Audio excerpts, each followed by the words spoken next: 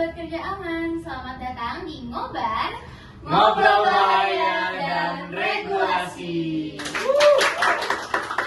Nah, ini adalah podcast yang bakal ngajak kalian semua nih lebih melek tentang K3 supaya kerja aman, pulang juga tetap aman dong. Yes, betul banget Git. Dan di episode kali ini kita bakal bahas hal yang sebenarnya itu jarang banget dibahas dan disepelein. Tahu nggak tentang apa?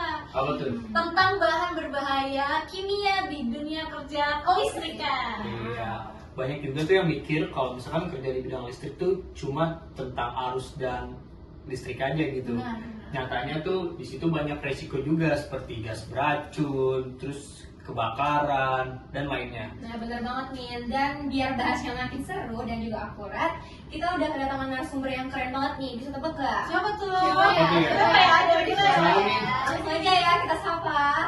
Bang Selamat datang Bang. Ya. Welcome Bang. Oke, selamat datang Bang Noval. Jadi Bang Noval ini adalah P2K3 dari perusahaan listrik Pondok Gede Bekasi. Nah, halo Bang, apa kabar nih? Boleh disapa kan ya teman-teman di rumah yang nonton? Halo semuanya. Kabarnya gimana nih Bang hari ini? Alhamdulillah baik-baik. Baik beneran nih. Kerja nggak hari ini lagi sibuk nggak Bang kira-kira? Kegiatannya padat nggak? Tadi pagi sih keliling aja biasa karena P2K3 tuh laksana lapangan ya kayak tadi mobil di lapangan, ntar baru sore balik kantor. Impian kita nanti sebentar Iya. lagi. Amin. Amin. Ini buat Bang Noval sendiri, gimana perasaannya nih bisa diajak ngobrol bareng kita di Ngobar? Wes cukup. Gimana ya? Agak deg-degan dan takut Nervous. aja sih tadi. Nervous sih. Iya. Ya apa lah kita sharing-sharing ilmu karena sama-sama belajar juga apa yang mau dapetin gue sharing. Nanti sama-sama sharing-sharing aja. Oke, karena tadi udah kenalan sama Bang Noval, yaitu narasumber kita yang paling spesial hari Betul ini. banget. Nah, sekarang kita mulai kali ya. Kita mulai dari yang paling dasar dulu supaya sobat ngobar di rumah ini juga paham kenapa sih isu yang bakal kita sebutin ini penting banget buat dibahas. Karena sebelum ngomongin bahaya, kita harus tahu dulu dasar hukumnya dan kenapa bahan berbahaya itu bisa muncul di lingkungan kerja listrik. Nah, aku mau tanya nih ke siapa nih? Ayo ke Safa. Nah, Oke. Saf, aku mau tanya, kenapa sih isu bahan berbahaya itu penting banget buat kita bahas, terutama di dunia kelistrikan yang kamu udah sebutin tadi? Oke, jadi gini Gita dan teman-teman semua. Jadi sebenarnya kalau di industri listrik itu resikonya nggak cuma kesetrum atau kebakaran, benar nggak Bang? Betul. Betul. Jadi resiko itu banyak banget, nggak cuma kesetrum. Mungkin kita identik listrik kesetrum, dah terdalam nggak banyak banget resikonya. Apalagi kita di sini kan ngomongnya lebih dalam ke bahan kimia. Dan bahan kimia di dunia pelistrikan itu juga banyak banget gitu. Contohnya yang pertama adanya minyak trafo. Bener ada nggak Bang minyak trafo dipakai nggak? Betul, biasanya transformator yang digunakan sama perusahaan-perusahaan yang mengendalikan listrik itu terdapat minyak atau oli trafo untuk sebagai pendingin trafonya. Oke, jadi kalau misalnya trafonya nggak dingin bisa nyebabin meledak gitu mungkin? Ya, trafonya jadi panas dan Jadi rusak. mengalami rusak. Nah, Bahaya. minyaknya ini emang penting untuk dinginin trafo tadi kan. Cuman kalau minyak itu bocor atau tumpah, dia tuh mengandung PCB beracun. Jadi itu berbahaya untuk diri kita. Apalagi kalau misalnya staffnya itu lagi nggak pakai APD, ya udah kita kena kayak gitu. Terus selanjutnya di dunia listrik itu juga ada bahan pembersih isolator yang pasti dia juga mengandung bahan kimia yang sifatnya itu toksik ke tubuh kita. Terus selanjutnya ada, aku dengar sih ada gas sulfur juga ya, SF6 kalau nggak salah. Ada yang tahu nggak SF6 apa? Lupa nih, apa nih, Min? Betul, Tahu betul. nggak? Tahu nggak? Mungkin kita tanya ke pakarnya aja ya. Langsung aja. Kita tanya ke pakarnya aja. Aku tahu nggak SF6 apa? SF6 itu kayak gas sulfur gitu ya. Bener banget. Ada kalau di sistem listrik tuh biasanya ada di kubikelnya gitu. Iya. Jadi di dalam kubikel itu ada gas untuk sebagai penopang dia. Kayaknya anak kimia banget ya. Iya. Jadi SF6 itu benar banget sudah dibilang itu adalah gas sulfur. Atau biasa kita kenalnya SF6 adalah sulfur hexafluoride. Nah, jadi biasanya gas ini dipakai di isolasi gardu tegangan tinggi. Jadi kalau misalnya bocor tuh gas itu berbahaya untuk sistem pernapasan kita. Benar nggak tuh Bang?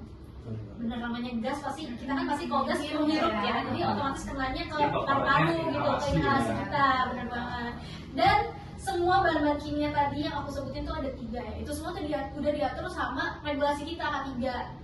Nah, karena kita nggak jauh-jauh dari undang-undang dan Permenaker dan PP dan lain sebagainya, kita nggak akan jauh dari situ. Yang pertama, ada Permenaker nomor 5 tahun 2018 tentang K3 lingkungan kerja. Terus yang kedua ada PP nomor 74 tahun 2001 tentang pengelolaan B3. Benar nggak sih Bang? Betul. Benar ya. Terus ada juga tentang sistem PHS untuk pelabelan bahan kimia berbahaya. Nah, jadi pekerja di listrik itu, industri listrik juga harus paham banget gimana caranya nyimpan, gimana caranya ngolah, bahkan gimana caranya kita ngebuang limbah tersebut biar nggak berbahaya untuk masyarakat sekitar. Benar nggak? Betul, biasanya tuh setiap perusahaan tuh pasti nanti akan ada prosedurnya tersendiri lagi ya untuk gimana dia tata cara pengolahan limbahnya, gimana tata cara pemakaiannya dan sebagainya, tapi tetap dipatokan sama aturan-aturan yang lebih Safa sebutin. Intinya udah dipayungi sama regulasi yang tadi disebut ya, kayak gitu. Wah, ternyata luas banget ya, masih dasar aja kita udah ngobrol banyak banget. Ternyata udah berdua ya di awal aja. Nah, kalau misalnya tadi kita ngomongin dasar, sekarang kita ngomongin efek dari bahan-bahan berbahaya tadi. Nah, aku mau tanya sama Salmin, apa aja sih Min efeknya? Untuk efeknya sendiri tuh yang pertama mungkin dari paparan gas SF ya, yang tadi udah Safa bilangin. Untuk paparan gas SF ini kan ini masuk melewati inhalasi gitu dari kita pernapasan. Nah, dari efeknya tersebut itu bisa bikin kita jadi sesak, bisa bikin kita jadi pusing, serta kehilangan kesadaran karena gasnya itu tuh menggantikan ruang oksigen yang ada di dalam ruangan tersebut, seperti itu. Nah, lalu ada juga dari minyak trafo yang tadi sudah dijelasin yang bisa menyebabkan jadi overheat ya Bang ya. Kalau misalkan terjadi kebocoran, nah itu juga kalau terpapar sama kita bisa bikin kita iritasi kulit, gangguan pernapasan, ataupun kebakaran karena percikan dari listrik. Nah, dan yang paling fatalnya juga tuh kalau misalkan bahan kimianya itu meledak atau bereaksi di area listrik. Nah, itu bisa memicu korsleting besar ataupun ledakan. Nah, dari yang tadi aku sebutin ini Bang, kira-kira biar hal itu nggak terjadi gitu ke karyawan atau pekerja tuh gimana gitu Bang tindakannya? Ya, biasanya dari kalian sih terkait minyak trafo ya, mungkin biasanya itu ya mungkin ya minyak trafo tuh oli trafo tuh berbahaya, cuma yang mungkin disebutkan terkait PCBS itu rata-rata tuh minyak trafo yang di tahun 97 ke bawah itu. Dan itu di perusahaan juga mengetes ya oli tersebut, diuji lab gitu, diambil sampling, diuji apa, tapi nggak semua di tahun 1997 itu mengandung PCBS. Makanya dilakukan uji, setelah dilakukan uji hasilnya keluar itu sama kita, kalau misalkan terbukti terkontaminasi PCBS atau mengandung PCBS, itu biasanya trafo-trafo yang terdapat oli tersebut itu ditarik gitu, diturunkan dari sistem gardu atau sebagainya gitu. Berarti supaya pekerjanya ini tidak terpapar dari minyak ataupun paparan gas yang lain itu bisa menyebabkan iritasi kulit dan lain, berarti intinya si pekerja ini harus menggunakan APD. APD lengkap, helm, sarung tangan, masker, dan juga bisa bajunya juga harus baju lengan panjang gitu pada saat melakukan pemeliharaan ataupun pembersihan. Harus ini juga nggak sih perhatiin MSDS-nya, karena kan kita sering ngomongin bahan kimia. MSDS kan identik sama bahan kimia yang ada di industri, biar kita tahu isinya tuh apa, cara ngolahnya gimana sih, kan lengkap kan dari MSDS. Tahu kan MSDS apa? Apa tuh Min? Oke, MSDS itu adalah Material Safety Data Sheet. Yes, betul banget. Itu parah-parah banget sih efeknya yang tadi kita udah dengar ya, dan juga ribet banget ya kalau misalnya dia udah terbukti beracun. Nah, kalau ngomongin teori aja kayaknya kurang ya teman-teman ya. Banget. Sekarang kita kayaknya bakal ngomongin beberapa kasus di dunia kelistrikan supaya semakin kebayang nih bahayanya kalau K3 tuh gimana sih kalau misalnya diabaikan. Gimana sih Ter? Coba Ter. Oke, aku setuju banget sih Kit. Jadi di sini aku udah ngumpulin beberapa kasus di dunia kelistrikan Indonesia. Ini kasus nyata yang bisa jadi pelajaran yang penting banget buat kita dan mungkin juga dialami nih di lapangan, terutama perusahaan listrik ya Bang. Jadi kita mulai dari Aceh dulu ya, dari ujung gitu. Ini tepatnya di perusahaan listrik transmisi dan gardu induk Nolaboh di Aceh. Jadi ada kajian K3 di sana yang nemuin banyak potensi bahaya, mulai dari paparan gas, terus bahan kimia isolasi, oli trafo tadi yang udah sempat dijelasin juga ya, pengembang novel, sampai ancaman setengah listrik. Berarti itu bukan cuma satu kecelakaan aja ya, kayak semacam peta resikonya gitu ya? Iya benar banget. Jadi kayak di laporan itu dibilang kalau banyak pekerjanya ini masih gak paham sama bahan-bahan berbahaya yang ada di sekitar mereka. Jadi sebenarnya mereka itu bukan karena gak hati-hati, tapi mungkin belum tahu bahaya apa yang mereka hadapi. Kalau dari Bang Novel sendiri gimana nih tanggapannya tentang kasus pertama ini? Dari pakarnya langsung. Iya. Kasus pertama tadi terkait Iya, di transmisi dan gardu yang menemuin ada kajian K3 yang banyak banget potensi bahaya di tempat tersebut. Nah, pastinya di semua tempat kerja ya, tempat semua perusahaan itu pasti ada namanya bahaya. Nah, di situ gimana dari perusahaan mendukung terkait meminimalisir terjadinya kecelakaan kerja dan sampai adanya fatality gitu. Nah, ini juga harus didukung dari jajaran manajemen dan juga secara langsung ke pekerjanya gitu, kesadaran para pekerjanya terkait keamanan dan melindungi dirinya sendiri lah, karena kecelakaan kerja dan sebagainya itu faktor paling tingginya ya dari manusia itu sendiri gitu.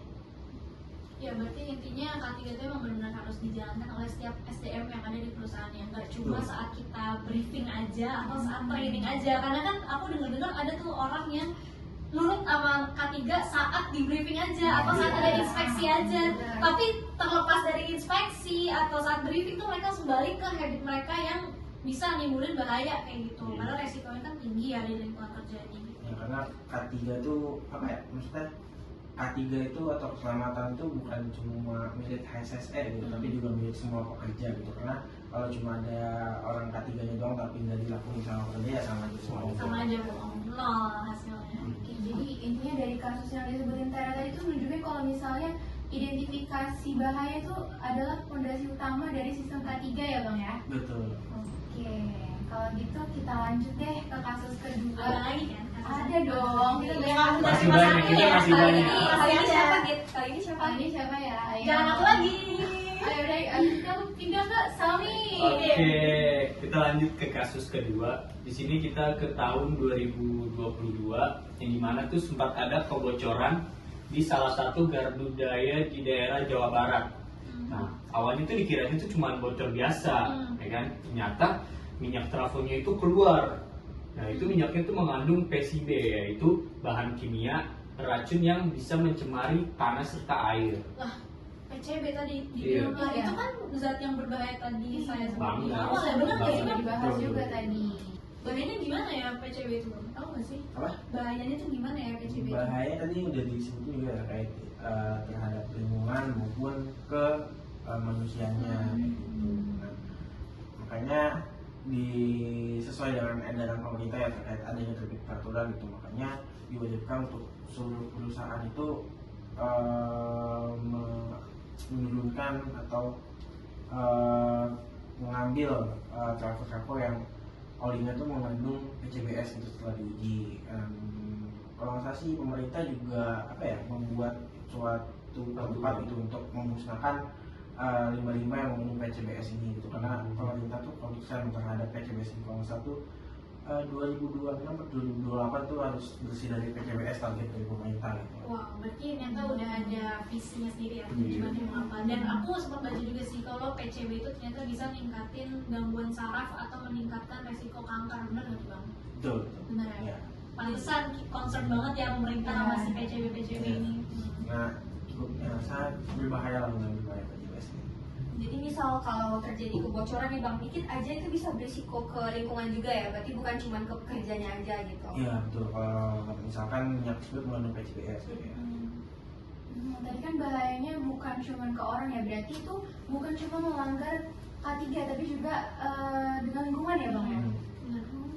Nah, sekarang kita masuk nih ke kasus ketiga yang pasti masih diingat sama banyak orang. Jadi di kasus ketiga ini tentang kecelakaan dua pekerja kontraktor yang tersengat listrik saat melakukan perawatan kabel di kawasan industri Morowali. Ada yang ingat gak? Ini sering dibahas ya. Iya. Udah familiar. Representasi ada aja Morowali, Iya, Morowali. Iya, udah kebayang lah ya. Iya, aku inget sih, dan katanya mereka tuh kerja tanpa pengamanan cukup ya kan? Benar. Dan juga katanya mereka tuh nggak dapet izin kerja aman atau work permit dan nggak matiin sumber listrik sebelum mulai kerja. Jadinya Sayang banget. iya kan, pas Sayang kabelnya dikupas itu langsung kesetrum tuh kerjanya. Nah, menurut Bang Nopal nih, nanya lagi kita POV-nya. ngobrol lagi kan tentang kasus yang tadi, sepenting apa sih Bang izin kerja aman atau work permit khususnya dalam perusahaan kelistrikan? Kayak working permit itu wajib ya, karena sebelum memulai pekerjaan, misalkan kerja itu terjadwal ya, ada yang terjadwal, ada yang harian gitu. Nah sebelum itu working permit itu direkap dulu, apakah jadwal yang mau ada di hari besok itu ada apa enggak gitu, dicek dari tim ketiga ada apa enggak. Nah setelah itu juga dari tim ketiga biasanya suka sampling juga ke beberapa pekerjaan itu, ditanya ada nggak working permitnya gitu, pegang nggak dia. Kalau misalkan nggak ada, itu dari K3 berhak untuk membuat SWA namanya, stop working authority. Jadi pekerjaan itu di stop, antara di stop sementara atau stop sampai si pekerja itu melengkapi gitu working permit. Nggak cuma working permit tapi juga dokumen-dokumen lainnya terkait pekerjaannya maupun APD pekerjanya gitu harus dilengkapi. Kalau misalkan nggak lengkap dan nggak ada, itu dari tim K3 itu berhak gitu untuk memutuskan apakah pekerjaan itu bisa di stop tanpa syarat atau stop sementara sampai waktu yang tidak ditentukan gitu. Berarti penting banget iya ya. penting Kalau banget. misalnya kita nggak punya work permit kita nggak bisa kerja artinya ya. Aku boleh nambahin gak sih? Boleh. Jadi waktu itu aku pernah ngobrol ya, let's say sama orang tua lah ya. Nah waktu itu tuh orang tua aku lagi kerja biasa dan ada staffnya mau bersihin AC. AC loh, padahal nih AC. Dia ada orang yang mau bersihin AC dan udah lengkap sih work permitnya dan sebagainya, dokumen itu udah lengkap bang. Cuman orang itu mungkin mau masuk klinik ragu ya mau buka sepatu, dia tuh tadinya buka sepatunya dan dia ragu masuk klinik. Padahal kan ada safety boots gitu kan, Iya. mungkin ada yang jatuh atau mungkin dia jatuh barang yang dia bawa bahaya ke kakinya. Nah akhirnya karena sebegitu ketatnya K3 dan waktu itu orang tua juga ketat ya tahu sama aturan yang ada, jadi otomatis staff yang tadi mau bersihin AC itu disuruh pakai lagi sepatunya. Jadi dia nggak mau AC dibersihin kalau dia nggak pakai sepatu. Kayak gitu. Emang seketat itu sih. Jadi aku setuju mas statement dari Bang Nopal kalau emang harus diterapkan, mau apapun itu pekerjaannya harus nurut sih sama si work permit dan aturan-aturan yang ada. Oke, mungkin aku mau nerusin nih dari yang tadi Bang Nopal udah bilang kan, berarti si work permit itu emang penting banget gitu ya Bang ya. Nah tapi Bang, kan banyak juga orang yang nganggap kalau misalkan work permit itu tuh ribet gitu, malah bikin kerjanya jadi lama. Padahal kan nyatanya sendiri kan kalau misalkan kita nggak work permit bisa mengakibatkan kita jadi kecelakaan ataupun kita bisa meninggal gitu, mungkin merenggut nyawa. Nah tanggapan Bang Nopal sendiri gimana buat pekerja yang nganggap kalau misalkan work permit itu malah bikin ribet, bikin kerjanya itu jadi makin lama. Nah, working permit itu bukan cuma hanya sekedar, karena working permit itu bukan cuma sekedar hanya kayak izin gitu, tapi juga di situ mencakup terkait prosedurnya, terus juga terkait di situ juga mencakup hierarkisinya atau hierarkinya gitu, hazardnya. Jadi dalam ketika dia melakukan pekerjaan ini hazardnya apa gitu, ini dalam resikonya berapa tinggi sih gitu, apa cara pengendaliannya gitu, karena mencakup semua di situ untuk meminimalisir terjadinya risiko terhadap pekerjaan itu. Karena kadang juga pekerja ini kadang megang doang tuh working permit tapi kadang nggak dibaca gitu, biasanya situ. Buat mastiin kalau pekerja ini tahu kalau misalnya cara kerja aman tuh kayak gini gitu ya Bang. Betul. Tapi aku dengar dari kasus yang tadi disebut Nurwali itu, kasusnya tuh gak cuma sengatan, tapi adanya kabel terbakar yang bikin adanya paparan kimia. Bener nggak sih itu? Bener nggak tuh Bang? Paparan kimia dari Si kabel yang terbakar. mungkin bisa Asapnya, jadi asapnya asapnya ya. dari asap-asap yang dari kulit kabelnya gitu, dari bumbunya gitu bisa. Kalau buat pekerjaan Bang Nopal sendiri nih di daerah kawasan Pondok Gede. iya, Pondok Gede ya. Iya, Iya, Pondok tadi Gede, Pondok Gede. iya. Sorry lupa. Untuk work permit itu jalan nggak di tempat perusahaan Bang Nopal Nurut gak sendiri? staffnya? Iya. wajib. Tegas nggak gitu maksudnya? Wajib. Nah, tadi gue bilang ya, kalau misalkan nggak ada WP-nya, nggak ada working permit-nya, itu kita menghubungi pihak yang akan bekerja. Kalau misalkan masih belum dikerjakan juga Berarti tapi nggak bakal sudah ada jalan. pekerjaan berlangsung, itu akan kita sidak dan kita stop gitu, stop sampai working permit-nya ada, baru bisa melakukan kembali pekerjaan. Berarti dia harus work permit dulu baru bisa menjalani kerjaan. Betul, wajib. Di bidang Jadi gini nih, musik, gak ya. ada WP, gak ada kerjaan. Nggak ada kerjaan, oke Oh, ya. oke. Nah, tadi kan kita udah bahas banyak banget kasus ya, udah ada berapa sih? 3 ya? Tiga. Tiga kasus. Iya. Nah, satu lagi teman-teman dari Makassar nih, waktu itu heboh juga ada ledakan aki di bengkel perusahaan listrik pada tahun 2020.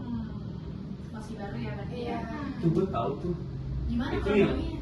dia lagi ngecas aki buat sini Iya, bukan itu. betul. Jadi waktu itu ada teknisi yang lagi charge beberapa aki besar secara bersamaan di ruangan yang tertutup. Iya. Nah, tanpa disadari ada gas hidrogen hasil reaksi kimia dari aki itu tadi menumpuk di udara. Nah, pas ada percikan kecil dari terminal kabel, boom!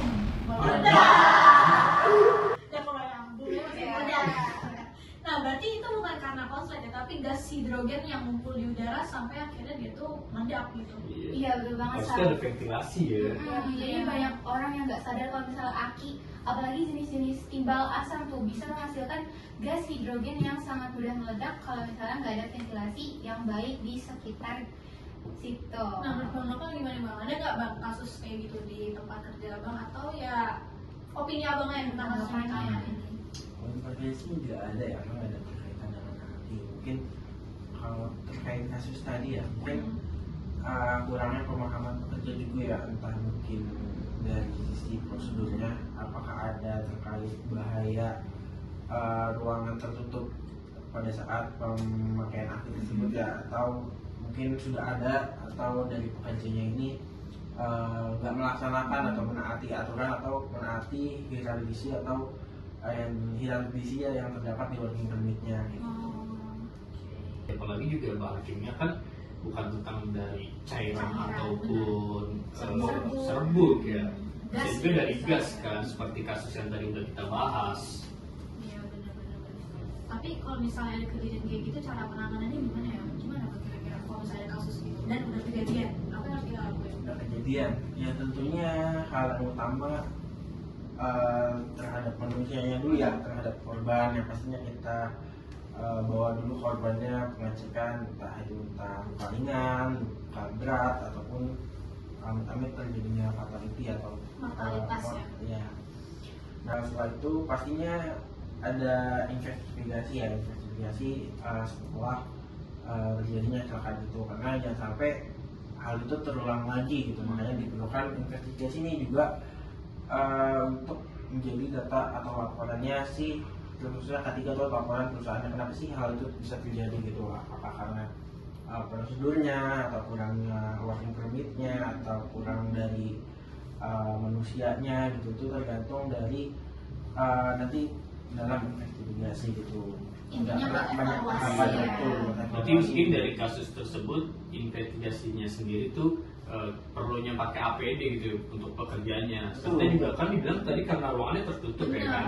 Berarti perlu ada ventilasi biar nggak terjadi Apalagi ledakan. tertutup, kita nggak tahu di dalam gimana kondisinya ya kan? Iya benar-benar. Ya makanya kan biasanya tuh kalau sebelum melakukan pekerjaan makanya ada working permit tuh diisi, ditinjau dulu. Jadi sebelum kalian misalkan kalian melakukan pekerjaan tuh dilihat dulu di tempat kerjanya tuh gimana, kekurangannya apa, apakah ada licin kah atau ada ruangan tertutup kayak tadi gitu. Jadi nanti di working permit-nya tuh di hierarkisnya tuh bisa ditulis gitu, ruangan tertutup. Jadi ventilasinya tuh apa gitu, apakah penambahan ventilasi terlebih dahulu atau dalam pemakaian aki tersebut pintunya dibuka gitu. Berarti dari kasus ini bisa kita simpulin ya, kalau misalnya bahan berbahaya bisa dianggap sepele kan, kayak misalnya gas hidrogen, tapi resikonya tuh bisa besar banget Sampai meledak ya. sampai Parah. parah gitu kan. Boom, meledak. Dan ini juga ngingetin kita kalau misalnya edukasi K3 tuh harus terus jalan ya Bang ya, Betul, ya wajib. cuma pas awal pelatihan doang, masih Setuju jalan banget, masih setuju jalan. banget. Nggak boleh. Ya, pelajaran besar banget sih ya, apalagi buat kita nanti ya kan. Mulai dari gas, cairan sampai bahan padat itu semuanya tuh bahayanya tuh bisa nggak kekontrol gitu. Iya bener banget. Nah jadi kan kita udah ada 4 kasus ya. Iya, bener ya. Jadi 4 kasus tadi aja kita udah bisa lihat nih, kita udah bisa kebayang ya betapa pentingnya nih regulasi dan kebijakan K3 di lapangan khususnya buat bahan-bahan yang berbahaya. Nah, setuju banget Teh. Nah, habis ini kita bakal lanjut bahas gimana penerapan regulasi itu di lapangan bareng Bang Nopal. Yeay, Ini kita masih tunggu-tunggu ya, ya. staffnya masih. Nah, tadi kan kita udah bahas 4 kasus nyata. 4 kan ya tadi banyak banget kita bahas kan. Nah, dan semuanya itu masih pelajaran penting banget soal bahan berbahaya di dunia kerja, terutama di bidang kelistrikan. Sekarang kita pengen tahu nih dari Bang Noval, gimana sih Bang sebenarnya regulasi dan juga kebijakan ketiga itu diterapkan di lapangan khususnya di perusahaan listrik sendiri? Oke, dari kebijakan ketiga ya Pak, karena pastinya di setiap perusahaan itu kan karena punya prosedur masing-masing ya terkait gimana sih cara penanganan ini, penanganan itu, penanganan ini, gitu, kerjaan ini, nah kerjaan perbaikan ini atau perbaikan apa gitu. Pasti kan dalam pembuatan prosedur itu mengacu terhadap kebijakan-kebijakan ketiga gitu, dan juga peraturan-peraturan yang terkait gimana caranya penanganan ini agar tidak terjadinya hal-hal yang tidak diinginkan gitu. Oke, sebenarnya tadi yang dibilang Bang Noval benar ya, setiap penanganan itu setiap kata kerja punya aturannya masing-masing. Nah, setahu aku itu ada dari Undang-Undang Nomor 1 Tahun 70. Udah tahu lah ya, itu kayaknya udah penopang ibu kita banget di awal regulasi kerja. Dan setahu aku tuh Undang-Undang Nomor 1 Tahun 70 tentang keselamatan kerja. Terus ada lagi Permenaker Nomor 5 Tahun 2018 tentang keselamatan dan kesehatan kerja lingkungan atau keselamatan dan K3L itu pernah dengar ya. Terus juga sampai Permen SDM Nomor 38 Tahun 2018 yang ngatur keselamatan tenaga listrikan. Nah, itu udah spesifik ya, berarti khusus untuk perusahaan listrik. Nah, jadi sebenarnya regulasi itu udah jelas banget. Tapi gimana ya cara perusahaan listrik itu memastikan kalau semua pekerja itu benar-benar patuh sama aturan yang tadi udah disebutin Bang? Kira-kira ada nggak gimana cara kita make sure-nya? Banyak caranya, karena gimana pun ketiga itu harga mati ya, regulasi juga. Nah, biasanya tuh terkait hal itu perusahaan itu menerapkan, misalkan kalau di tempat saya itu adanya safety briefing atau bisa disebut toolbox meeting ya. Itu dilakuin karena misalnya dalam satu hari itu ada 3 shift, pekerjaan. Nah, itu dilakukan 3 kali dalam sehari itu, shift pagi, shift sore, shift malam gitu. Dan juga nggak cuma hal itu, nggak cuma 3 shift itu. Nah, misalkan ada pekerjaan penanganan gitu, penanganan perbaikan ini, itu ada toolbox meetingnya lagi, safety briefingnya lagi, entah itu sesama pekerjanya misalkan 2 orang atau ada pengawasnya nanti gitu terhadap pekerjaannya gitu. Itu pasti ada safety briefing lagi sebelum memulai pekerjaan. Nah, selain safety briefing atau toolbox meeting itu biasanya dari ketiga juga melaksanakan kayak patroli gitu, namanya safety patrol, keliling gitu ke tempat-tempat kerjaan. Karena di perusahaan saya ini wilayahnya tuh kerjanya tuh nggak cuma di dalam satu lingkup ya, nggak kayak ada perusahaan yang kerjanya tuh ya udah di PT itu gitu, kerjanya di dalam PT itu gitu. Cuma kalau tempat itu beda karena kerjanya tuh mencah-mencah di wilayah-wilayah gitu. Ya, Jadi kan beda-beda ya. tuh tempat itu banyak beberapa titik gitu. Jadi kita biasanya patroli gitu, dalam satu hari bisa ada 2 sampai 5 pekerjaan dalam satu hari. Jadi ya keliling aja kita memastikan bahwa pekerja-pekerja itu sudah melakukan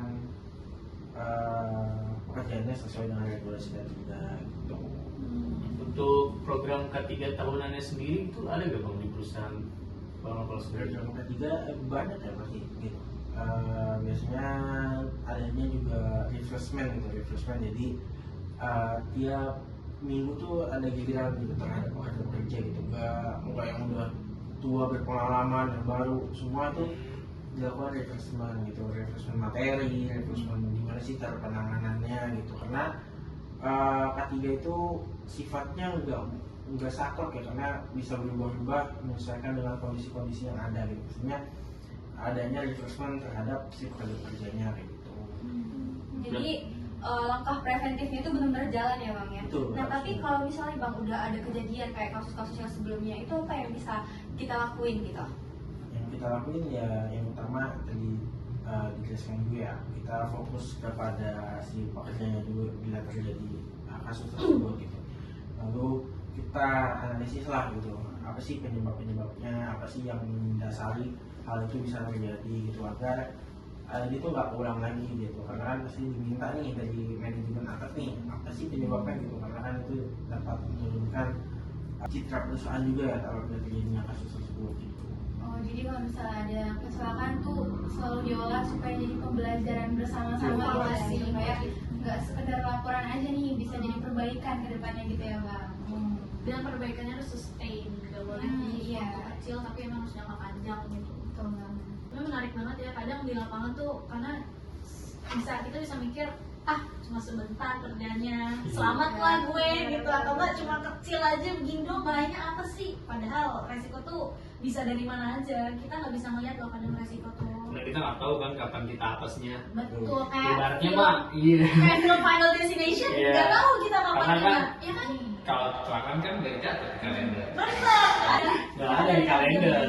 Tapi aku mau tanya nih sama Bang Nova, buat teman-teman yang bakal nanti kerja nih, teman-teman muda kita nih, gimana sih supaya kita bisa aware gitu di awal-awal, nggak langsung kaget gitu pas masuk. Iya, pastinya dalam dunia perkuliahan sama dunia pekerjaan tuh pasti beda Beda. jauh lah gitu. Gimana cara kita, ya sama kayak kita dari SMA ke kuliah lah gitu, berusaha pelan-pelan gitu buat adaptasi pelan-pelan, ikutin dulu alurnya gitu pelan-pelan. Dan sampai misalkan kalian baru masuk, ada ini sakal langsung bilin pekerja gitu, nggak, tapi secara apa ya, preventif tuh ibaratnya kayak pelan-pelan lah dibondingin dulu si pekerjanya. Jadi ketika kalian udah bonding sama pekerjanya, kalian mau negur atau mau ngapain si pekerjanya, kalau misalkan melakukan hal kesalahan itu jadi enak gitu buat negurnya, nggak tiba-tiba langsung keras gitu, nggak semua hal teguran itu harus keras, tapi ditegur tapi secara tegas gitu. Kayak kita sama temen lah ya, kalau belum kenal kan segen gitu, mau Iya. ngomong, mau negor, tapi kalau udah kenal, udah deket kan cuek aja gitu. Melakukan pendekatan dulu lah itu. Bonding ke PDKT gitu ya. Di dalam sih di perusahaan listrik juga ada ini ya, apa semacam slogan gitu budaya dari mereka. Apa Ada tuh? yang tahu gak? Apa tuh Bang? Aku pernah dengar kalau nggak salah no shortcut culture ya bang ya. Wih, shortcut. Ya, jadi tuh nggak boleh ada pekerjaan yang jalan pintas gitu. Jadi tetap harus berdasarkan regulasinya sendiri biar pekerjaan itu nggak makan nyawa gitu dan menjaga keselamatan mereka. Ya benar, karena sebenarnya di balik nyala listrik kita nih, sebenarnya ada banyak orang yang kerja keras di lapangan buat jaga semuanya tetap aman. Dan buat sobat ngobar semua yang nonton, ingat ya guys, kalau K3 itu bukan beban, bukan sesuatu yang mengasar dan mengeraskan kita untuk nurut, tapi justru itu pelindung kita sendiri, itu barrier kita, itu tameng kita untuk selalu hidup selamat dan sehat. Jadi Yes, jangan setuju nunggu banget. celaka dulu baru sadar, oh ternyata ini pentingnya, itu telat banget kok kayak gitu. Justru kita harus mencegah, bukan nunggu dulu kayak gitu. Ya betul banget Sab, diingat ya teman-teman, dan aku mau ngucapin, kita semua mau ngucapin makasih banyak buat Bang Noval dan juga teman-teman yang udah nonton dan pengalaman yang berharga banget yang untuk kita bisa Iya, setelah benar. kita nanti ya pas Yes, udah betul. kerja. Nah semoga makin banyak pekerja di listrik terutama ya yang sadar pentingnya K3 dan bahaya bahan-bahan berbahaya di tempat kerja. Bang Nova mungkin mau closing statement dulu nggak nih, pesan-pesannya atau thank you-nya atau apapun lah. Ya pokoknya ya makasih juga udah diundang ya buat di acara ngobrol hari ini. Mungkin bukan ngomongin atau apa gitu ya, berarti kita sharing-sharing aja gitu. Betul. Sama di podcast mungkin nanti di luar atau ketemu kita sharing-sharing aja lah, karena ilmu tuh gak cuma kita dapat sendiri gitu, tapi karena dapat dari kita diskusi ngobrol tuh Iya, yang setuju paling banget. tinggi lah gitu. Setuju banget. Oke, jadi itu dia teman-teman obrolan kita pada hari ini. Kayaknya udah capek juga ya teman-teman denger ya. Iya, tapi ya yang udah terbatas waktu. Oh iya. Tapi kita masih mau ngobrol lagi gitu. Abis ini Banyak kita yang berdalam mau lagi, diketahui. Bang Nova nggak pergi kan ya? Sekali lagi kali ya. Ngobar, Ngobrol bahaya dan regulasi. Sampai ketemu di episode selanjutnya. Dadah. Bersama-sama, kita berdamai